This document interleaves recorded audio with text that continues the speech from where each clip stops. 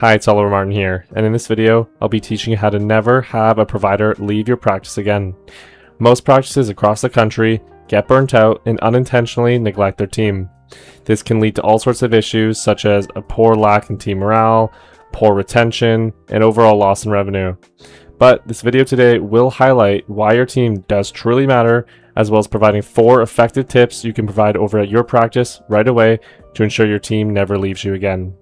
But if you're unaware of who I am, my name is Oliver Martin. I'm a recruiter who helps practice owners hire PTs, OTs, and SLPs. And my number one goal with this channel is to escape the corporate recruiter realm and provide real human-like value that actually helps. Well, that's a quick intro for you. Let's get into the video. So first, I really wanted to discuss the real problems that neglecting your team can have on your practice, both long-term and short-term, and the overall effects that can damage your practice as a whole. I think some of these you may recognize, some of these you may have experienced, but a few come to mind would be poor team morale, poor chemistry in the workplace, poor reviews in reputation on your company as a whole, and the worst case, a loss in revenue, right? So if you have multiple practitioners, providers, clinicians, whatever you like to call it, leaving you at the same time, let's say 3 or 4, because it's very common, it's happened, whether that be for reasons you can control or not, it can happen. And especially if you are neglecting your team and you have a poor team morale over at your practice, this will seep into other clinicians who maybe aren't even relevant to the current situation of another clinician that might be facing the problem. It will seep through, and others will leave. It's kind of like a domino effect. And if you treat your practice well, the team at your practice well, your patients well, the domino will increase up exponentially, but it'll be vice versa if you do not. So really take that into account. You will have a loss of revenue, big loss, especially if many leave and you have many patients on a wait list. Some can go up to months, and if you don't have the providers coming in, especially with a shortage in the country, and you're neglecting your team, it's really going to damage your practice. So that is really important to note. So before I get into the 4 tips today, I did want to quickly emphasize on this metaphor. I think it fits perfectly for this video, that I have recently just kind of came up with. It's kind of been tweaked with other words that other practice owners and recruiters in the industry have given to me. But I like to think of staff as assets, right? Especially with PTs, SLPs, OTs. You're getting the money from them, right? I mean, you're directly getting paid from the insurance companies, the payers, and the patients if you're doing cash pay. But if you don't have your team with you, then you're not making any money, because as a solo practitioner, you're going to be limited to just what you can essentially treat, right? Which, even if you're full-time, it's likely not going to give you enough money to sustain a huge living. It probably can make you a living, but you're not going to get any real money. It's going to be more of a hobby if you treat it like that. But if you want a real business, you want to have a growing practice, maybe multiple locations, maybe just one location, but growing revenue, because we all want to have more money. You got to treat your team and look at them as assets, right? So each member of your team, they might treat, let's say, 40 patients a week or whatnot, maybe 30, I don't know.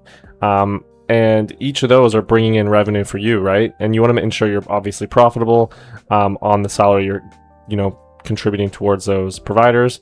But you want to see your team as assets. It's very important you think like this, because the more assets you have, the more they're going to grow you long-term revenue, increase your funds, the money you have in liquidity, and you are going to have more leverage. You're going to be able to make more financial investments for the practice, your own growth, your own personal growth, I should say. And there is really there's nothing wrong with it. You need more assets to grow more. You can't just run a business on your own. I always like to say, Elon Musk, Jeff Bezos, Bill Gates, they could not be rich if they didn't have their team with them. They wouldn't be the same people they are if they don't have a team around them, because those team members are assets, they're leverage. Buy back your time and just keep growing. So the first tip we're going to discuss in today's video, with all that out of the way, is to foster an open environment where you and your clinicians can have transparency, clarity, and trust in the work environment. So Everyone feels like they understand their role, where they fit in the environment, the goals that they're contributing for the company's goals and themselves, their personal goals, I should say. And this is really important. I know this might sound pretty cliched, pretty, of course, Oliver, of course, but it's true. Team meetings, one-on-one meetings, check-ins, these are all ways, the best ways, in my opinion, to really foster this transparent, open work environment where you both can, set your own goals, your clinician's personal goals, and your company goals, and come to mutual agreements on how you can both reach them in timely manners, in trackable manners. I get more into this in my product, shameless plug, but yeah, if you want to have openness, you have to be talking to your team, and you only do that by building the courage to schedule check-ins, team meetings, because these are big time investments, but they are going to be very high in ROI once your team sticks around for the long term. So with the first tip out of the way, we're going to discuss perks. These are workplace perks like benefits, compensation, even unique perks. I'd like to get into that.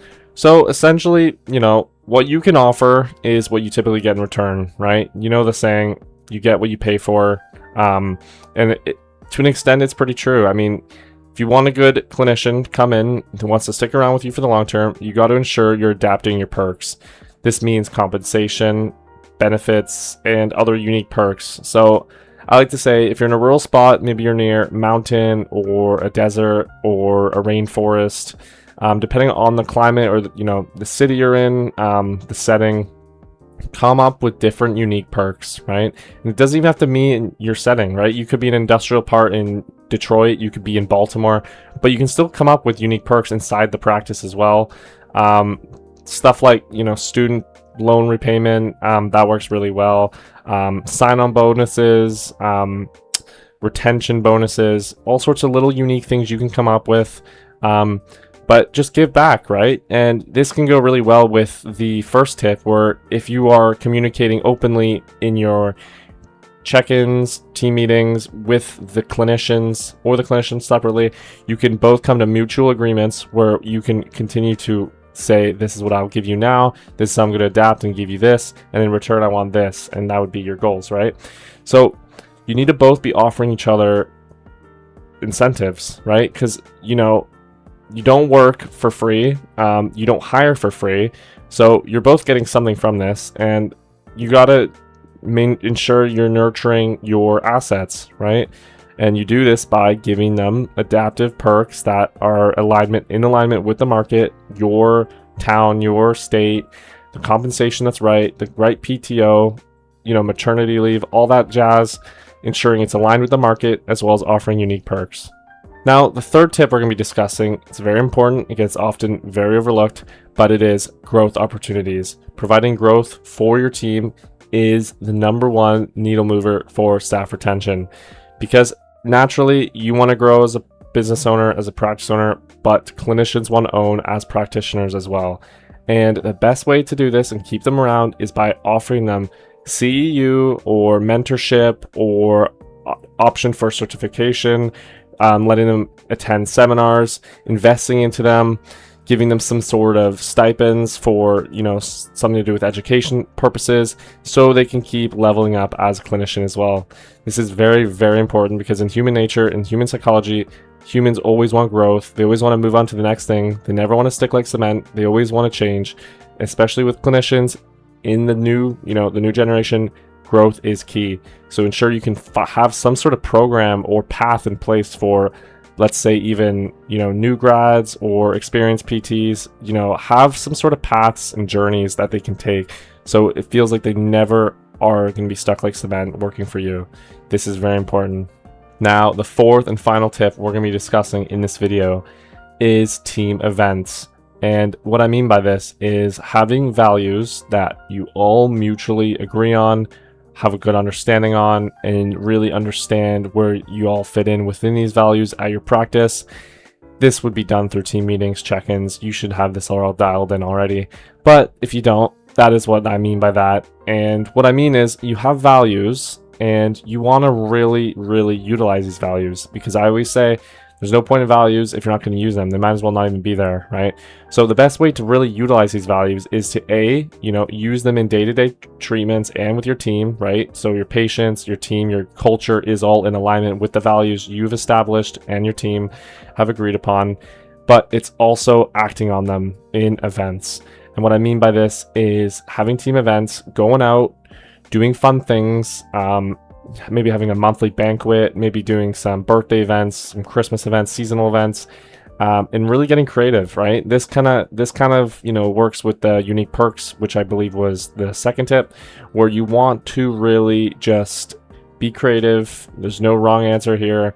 Come up with some great ideas, agree upon with your team which ones work the best, try to align them with your values so you're all, staying connected and interlined with the values of your practice, and then just have fun, right? All of you just as a team, put work aside, have a few hours, maybe once a week, maybe once a month, have a day once a month, just do something fun, be creative, and this is awesome. So that is the video in a nutshell, right? That is 4 effective tips you can provide for your clinicians over at your practice that will see exponential results, increase your revenue, increase your team morale, and most importantly, your practice and its reputation, right? So a quick nutshell of this video, the 4 tips we have discussed here is to foster an open work environment, offer unique perks, competitive perks and benefits that align with the market you're in, while providing growth opportunities, very big, very important, and most importantly, team events, right? Now, that is today's video. I just wanted to say there's a funnel down below. We hire practitioners, PTs, OTs, and SLPs in 60 days guaranteed. Shameless plug. We do it all, for you. The whole process is done on your behalf, so you can ultimately grow the revenue, grow your practice, and solve the burnout, all that good stuff. Having it all done on your behalf with a 60-day free replacement guarantee, right? You heard me. So that is a quick plug out of the way, but I hope you enjoyed this video. Please like and subscribe, share, all that good stuff. I hope you enjoyed it, and please take these tips and use them. Don't take them for granted. They're very, very helpful. It's taken me a long time to really gather the best tips out there that really do show results rather than just little tips on LinkedIn and all those little platforms out there like Pinterest. I want to give you real advice. As I said in the start of the video, I want human, real advice that you can use right over at your practice right away. And yeah, thank you so much for watching this video. I hope you enjoyed it, and I'll see you in the next one.